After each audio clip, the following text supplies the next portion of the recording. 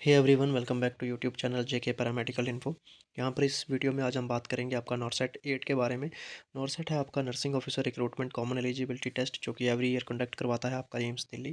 ठीक है, इसमें जो आपके नर्सिंग वाले जितने भी कैंडिडेट हैं वो इसमें फॉर्म अप्लाई कर सकते हैं। कितने नंबर ऑफ वैकेंसी है, कौन कौन सी एम्स इसमें पार्टिसिपेट कर रहे हैं, इस पर क्या एलिजिबिलिटी क्राइटेरिया है आपका, एज क्या रहेगी आपकी, फ़ी कितनी है, लास्ट डेट क्या है, सारी बातें इस वीडियो में हम डिस्कस करेंगे।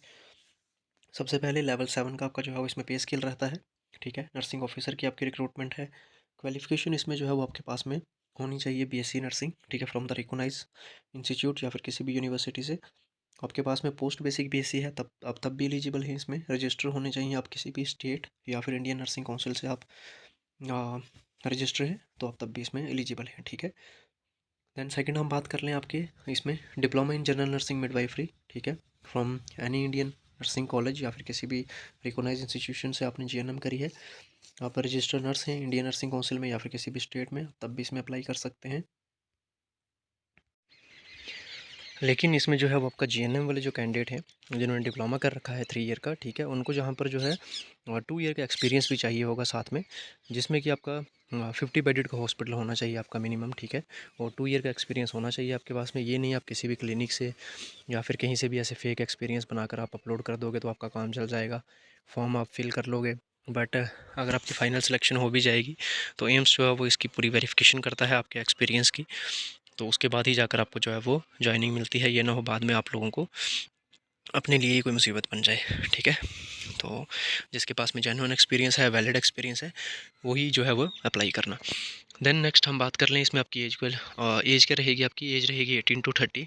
ठीक है आपकी, और बाकी रिलैक्सेशन जो है वो आपको पता ही है, कैटेगरी वाइज इसमें मेंशन है आगे। ठीक है, और सबसे पहले आपको बता दूं इसमें जो आपकी फ़ी रहेगी वो रहेगी आपकी 3000 rupees for general OBC candidates के लिए। एसटी एससी कैंडिडेट 2400 आपको फ़ी देनी है। पर्सन विद डिसेबिलिटी जो पीडब्ल्यूडी कैंडिडेट्स हैं, ठीक है, उनके लिए यहाँ पर कोई भी फ़ी नहीं है। और फ़ी अगर आपकी एक बार यहाँ पर डिटेक्ट हो जाती है तो किसी भी कंडीशन में आपको जो है फ़ी रिफ़ंड नहीं की जाएगी यहाँ पर। ठीक है, और इसके बाद में इसके 2 स्टेज ऑफ एग्ज़ामिनेशन होते हैं। सबसे पहले इसका होता है नॉरसेट प्री एग्ज़ामिनेशन, और फिर होता है नॉरसेट मेंस। नॉरसेट जो प्री एग्ज़ामिनेशन है वो आपका 12 अप्रैल को जो है वो हो जाएगा, और इसका जो मेंस है वो 2 ऑफ द मई को आपका कंडक्ट करवाया जाएगा। ठीक है, इसकी जो फॉर्म की लास्ट डेट है वो रहेगी आपकी 17 of the March up to 5 PM। ठीक है, और 5 लास्ट डेट तक जो है वो आप वेट ना करें, क्योंकि इसकी जो वेबसाइट है वो काफ़ी ज़्यादा बिजी हो जाती है, तो अगर आप अभी अभी इन डेज़ में फ़िल कर लेते हैं तो आपके लिए ठीक रहेगा। ठीक है, बाकी एलिजिबिलिटी वगैरह जो कुछ भी है, क्वालिफ़िकेशन आपके पास में है या नहीं है, स्टेटस ऑफ एप्लीकेशन आपको शो हो जाएगा 26 ऑफ मार्च को। ठीक है, और जो कि रहेगा आपका एक्टिव इसका लिंक 1 ऑफ द अप्रैल तक। देन इसमें जो वैकेंसी है वो जब तक फॉर्म की लास्ट डेट होती है तब तक शो कर दी जाएगी। रिलैक्सेशन का आप देख लीजिए, ST SC OBC PWD candidates, इस तरह से रिलैक्सेशन यहाँ पर एज की मेंशन है। ठीक है, इसके बाद में हम बात कर लें आपकी यहाँ पर टोटल जो अभी हैं इसमें 19 एम्स जो हैं वो आपके पार्टिसिपेट कर रहे हैं। ठीक है, गाइडलाइंस वगैरह ये सब कुछ आप पढ़ लेना खुद ही। ठीक है, जिसमें कि आपके एम्स बठिंडा है, भोपाल है, भुवनेश्वर है, बिलासपुर है, गोरखपुर है, गुवाहाटी, जोधपुर, कल्याणी। ठीक है, इस तरह से टोटल आपके जो है वो 19 एम्स यहाँ पर मेंशन है, जिनकी वैकेंसीज़ जो है वो आपको नॉर्थ एट में देखने को मिलेगी ऑल ओवर द इंडिया। और वैकेंसी जो है वो लास्ट डेट से पहले शो कर दी जाएगी, आप वेबसाइट पर खुद भी जाकर विजिट करके चेक करते रहना। और इसमें मैं आपको बता दूं कि यहाँ पर 80% जो सीट्स हैं इसमें नॉर्थ एट में, वो आपकी रहेंगे रिज़र्व फॉर फीमेल कैंडिडेट्स, और 20% जो इसमें सीट्स देखने को मिलेंगी वो आपको मेल कैंडिडेट्स को देखने को मिलेंगी। ठीक है, और मेल कैंडिडेट्स के लिए जो है वो रिज़र्व है।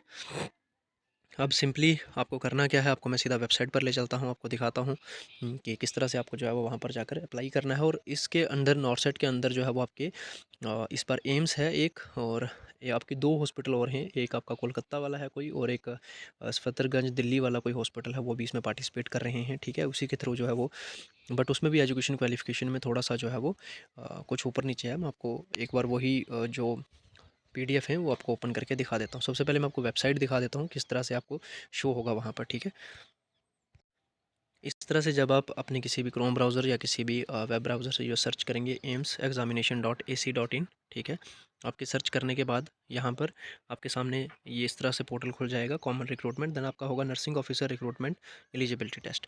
जब आप इस पर क्लिक करेंगे देन आप पहुँच जाएंगे इस वाले पेज पर।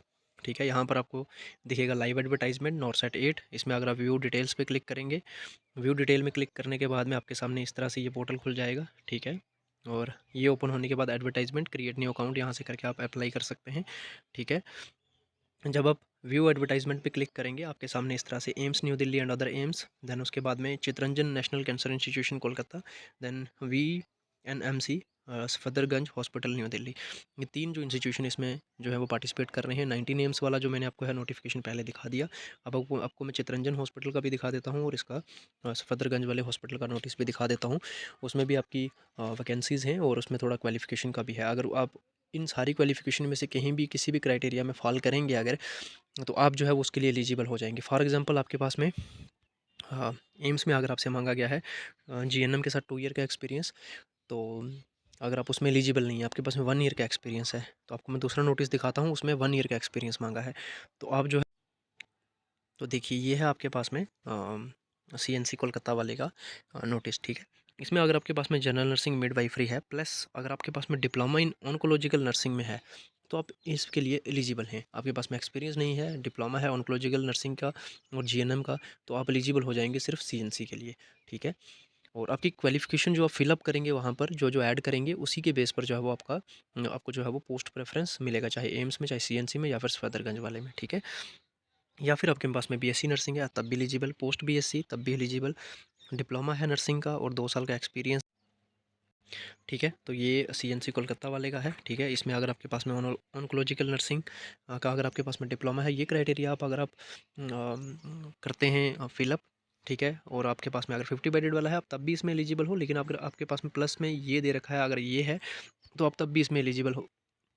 कुछ कैंडिडेट्स होंगे जिनके पास में सिर्फ ये है, एक्सपीरियंस नहीं है, तो वो तो सिर्फ इन पोस्ट्स के लिए जो है वो एलिजिबल होंगे। तो यहाँ पर मैं आपको वैकेंसी, ठीक है, दिखा देता हूँ। यहाँ पर टोटल ग्रैंड टोटल जो वैकेंसी है, ठीक है, वो आपको देखने को मिलेगी 61। इस तरह से कैटेगरी वाइज जो है वो टोटल यहाँ पर मेंशन है वैकेंसी आपकी, ठीक है। मेल फीमेल दोनों का यहाँ पर मेंशन है। अब मैं आपको दूसरी वैकेंसी दिखा देता हूँ एक बार दूसरे हॉस्पिटल की। तो ये रहा आपका VMMC सफदरगंज हॉस्पिटल, ठीक है। इसमें अगर आपके पास में क्या क्वालिफिकेशन है, अगर आपके पास में BSc नर्सिंग है, पोस्ट BSc है, तो आप तीनों जो है वो एम्स, CNC कोलकाता और इन तीनों के लिए एलिजिबल हैं। पोस्ट BSc है आप तब भी एलिजिबल हैं। GNM है, 2 साल का एक्सपीरियंस है साथ में आपके पास में, ठीक है, आप तब भी जो है वो तीनों पोस्टों के लिए जो है वो एलिजिबल हैं, ठीक है। लेकिन यहाँ पर अगर आपके पास में डिप्लोमा है